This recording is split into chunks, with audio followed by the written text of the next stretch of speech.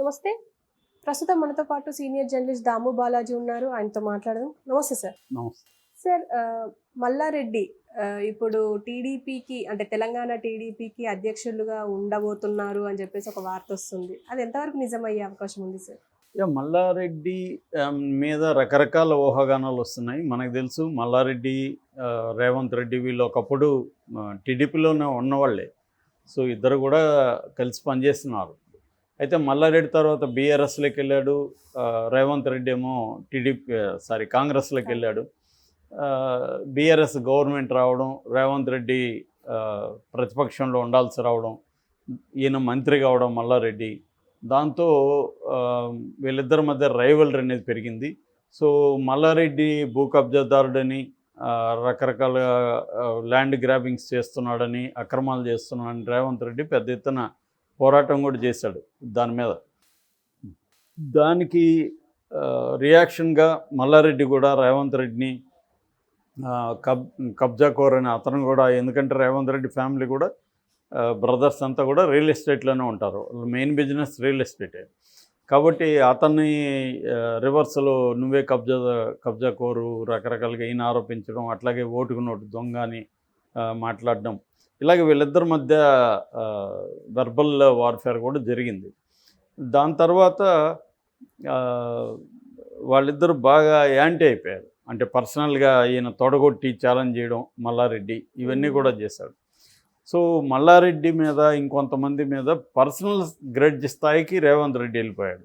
So Revanth Reddy government రాగానే first target చేసింది మల్లారెడ్డి లాంటి వాళ్ళని. సో మల్లారెడ్డి కబ్జాలంతా బయటికి తీయడం, మల్లారెడ్డి మీద కేసులు పెట్టడం, కాలేజీలని పోయి సీజ్ చేయడం, అతను ఆక్యుపై చేసుకున్నాడని వాళ్ళ సైట్లోకి వెళ్ళి జనాలను పంపించడం, ఇలాగా రకరకాలుగా జరిగాయి. సో దాంతో మల్లారెడ్డి దీన్ని తట్టుకోవడం ఎలాగా, జైలుకి పంపిస్తాడేమో అని భయపడి కాంగ్రెస్లో రేవంత్ రెడ్డి అపాయింట్మెంట్ కోసమే సివియర్గా ట్రై చేశాడు. కానీ రేవంత్ రెడ్డి అపాయింట్మెంట్ ఇవ్వలేదు. రేవంత్ రెడ్డి క్లియర్గా మల్లారెడ్డిని కాంగ్రెస్లోకి రానివ్వకూడదని క్లియర్గా అనుకున్నాడు. సో అందుకని మల్లారెడ్డి చేసిన ప్రయత్నాలు ఏవి ఇక్కడ ఫలించలేదు. దాంతో డీకే శివకుమార్ని కూడా కలిశాడు మల్లారెడ్డి.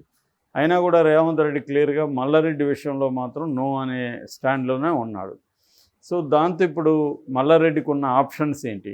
ఒకటి బీఆర్ఎస్లోనే ఉండడం, 2 బీజేపీలోకి వెళ్ళడం, 3 టీడీపీ కొత్తగా. సో మొన్నటి వరకేమో బీఆర్ఎస్లో ఇబ్బందులు ఉన్నాయి ఆయనకి. ఆల్రెడీ బీఆర్ఎస్కి ఇప్పుడు హోప్ కనిపించట్లేదు. ఎందుకంటే ఉన్న హోప్ కూడా మొన్న ఎంపీ ఎలక్షన్లో దారుణంగా అది ఓడిపోయింది. సో ఇప్పటికిప్పుడు దాన్ని రివైవ్ అవుతుందన్న ఒక హోప్ ఉండలేదు. హోప్ ఎప్పుడైనా ఒక పొలిటికల్ పార్టీ హోప్ ఇవ్వాలి తన క్యాడర్కి. అందుకని జగన్ 5 ఏళ్ళు కళ్ళు మూసుకుందాము, మళ్ళీ మనం వస్తున్నాము, మనం పోరాటం చేద్దాము, నా ఒంట్లో సత్తా ఉంది, నేను మళ్ళీ పాదయాత్ర చేస్తాను, ఓదార్పు యాత్ర ఇవన్నీ చెప్తున్నాడంటే అర్థం ఏమంటే పార్టీని మనం నిలబెట్టుకుందామని. దానికి తగినట్టు 40% ఓట్లు వచ్చాయి. దేశంలోని అతిపెద్ద పార్టీల్లో 5వ ప్లేస్లోనూ ఉంది. కాబట్టి జగన్కి ఆ హోప్ ఉంది, క్రియేట్ చేయగలుగుతున్నాడు. ఇక్కడ క్రియేట్ చేయలేకపోతున్నారు ఎవరు, మా కేసీఆర్కి అనేక చిక్కులు కూడా ఉన్నాయి. ఎందుకంటే జగన్ది కొంత బెటర్ పరిస్థితి కేసీఆర్తో కంపేర్ చేస్తే.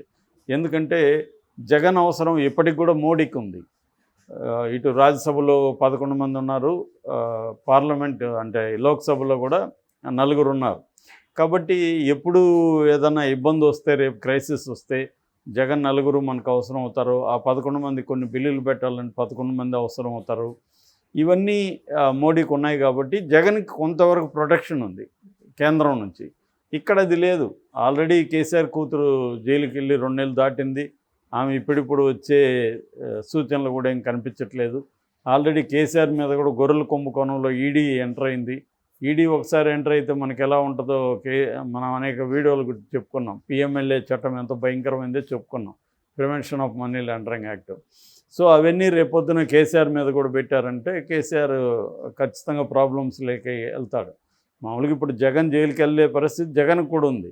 ఇక్కడ అక్కడ వరకే, స్టేట్ వరకు. సెంట్రల్ ఏజెన్సీలు జగన్ని జైలుకి పంపిస్తా లేదనే డౌట్ఫుల్లే. స్టేట్ పంపిస్తే జగన్ కూడా ఆల్రెడీ ఇంకా ఎక్కువ కష్టాలు పెడతాను, నేను రెడీగా ఉన్నాను అన్నాడు. అతను ఇంకా యువకుడే. కాబట్టి జైలుకి వెళ్ళినా అతనికి ఆల్రెడీ అనుభవం ఉంది, జైలు ఎలా ఉంటుందో చూశాడు, జైలుని ఎలా మేనేజ్ చేసుకోవాలో అతనికి ఒక ఐడియా ఉంటుంది, జైల్లో ఉంటే ఏం చేయాలి, ఎలా ఉండాలి, అవన్నీ తెలుసు అతనికి. కాబట్టి అతనికి ఏమి ఇబ్బంది లేదు. రెండోది అతను హెల్తీగా అయి మంచిగా ఫిజికల్గా ఫిట్గా ఉంటాడు, అవన్నీ ఉన్నాయి. ఇతనికి అవేవి లేవు. ఈవెన్ చంద్రబాబు కూడా 52 రోజులు ఉండగలిగాడంటే అతను డిసిప్లైను, హెల్త్, ఫుడ్ చేయడం, ఫిట్నెస్ ఉంది చంద్రబాబుకు కూడా. రెండోది తన వ్యవస్థల్ని ఎలా ఆర్గనైజ్ చేయాలి, ఎలా వర్క్ చేయాలి, ఇవన్నీ చంద్రబాబుకు తెలిసినట్టు ఎవరికి తెలియదు. రెండోది నేను చాలాసార్లు చెప్పాను, చంద్రబాబుకి సపోర్ట్ సిస్టమ్స్, కులం కావచ్చు, మీడియా కావచ్చు, వివిధ వ్యవస్థల్లో తన మనుషులు కావచ్చు, పార్టీ స్ట్రక్చర్ కావచ్చు, ఇవన్నీ స్ట్రాంగ్గా ఉంటాయి చంద్రబాబుకి. సో కానీ అవన్నీ కేసీఆర్కి ఇక్కడ వీక్. సో కేసీఆర్కి ఆ కులమే పెద్ద స్ట్రాంగ్ ఉన్న కులం కాదు, పేరుకి అగ్ర కులం, కానీ అదేమి వెలమ అనేది అంత బలమైన కులం కాదు. సో కులము ఇది లేదు. ఇంకా మీడియా కూడా మనం చూస్తున్నాం, కేసీఆర్ మీద నమస్తే తెలంగాణ ఒకటే బలంగా ఉంది, ఇంకేదో ఒక ఛానల్ ఉంది, అది కూడా పెద్ద వ్యవహారం కాదు. ఇంకా వ్యవస్థల్లో చంద్రబాబు లాగా ముందు చూపులేదు. చంద్రబాబు ఆ విషయంలో బ్రహ్మాండమైన విజనరీ.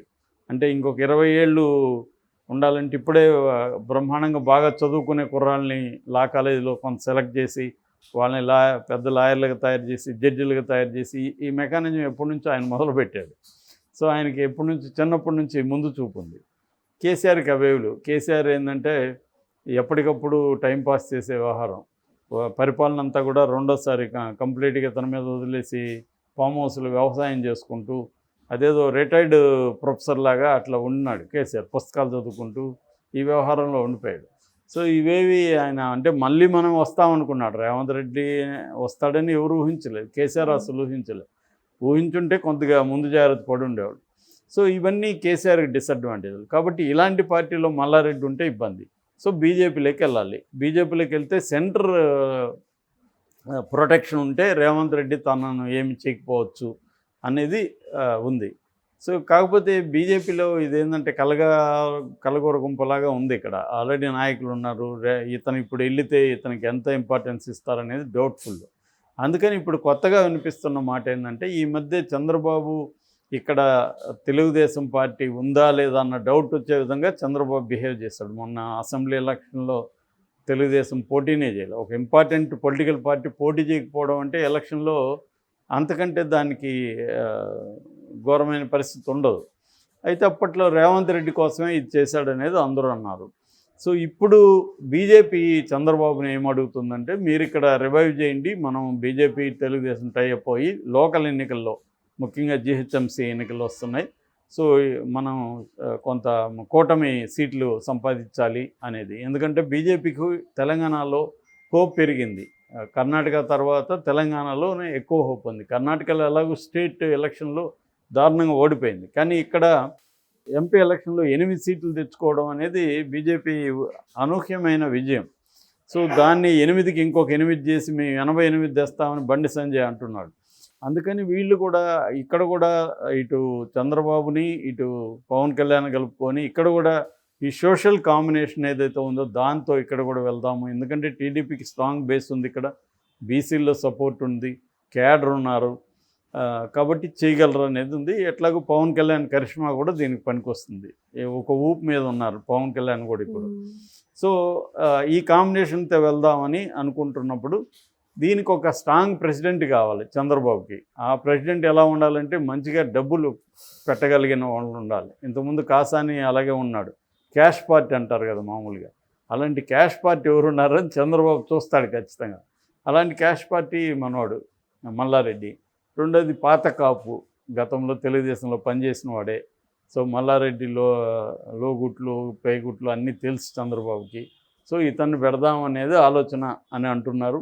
అయితే రేవంత్ రెడ్డి పండిస్తాడా, రేవంత్ రెడ్డికి చంద్రబాబు క్లోజ్ కదా అనేది ఒక వెర్షన్ వినపడుతుంది. కానీ చంద్రబాబు అనుకుంటే దాన్ని ఏదంటారు కదా, అసాధ్యాన్ని సుసాధ్యం చేయగలడు.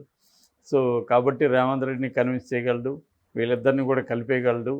సో చంద్రబాబు ఇట్లాంటి అనేక క్రైసిస్ని, ఆయన కొన్ని వందల వేల క్రైసిస్ని డీల్ చేసిన వ్యక్తి కాబట్టి డీల్ చేయగలడు అనేది అంటున్నారు. అదే కానీ జరిగితే మాత్రం ఇక్కడ రాజకీయాలు ఇంట్రెస్టింగ్ టర్న్ తీసుకుంటాయి. సో ఇది కాంబినేషన్ పాజిబుల్ అయితే పాజిబుల్, జరుగుతుందా Hmm. లేదో మనకు తెలియదు. ఇదైతే ఈ వార్త వచ్చింది. Okay sir, thank you.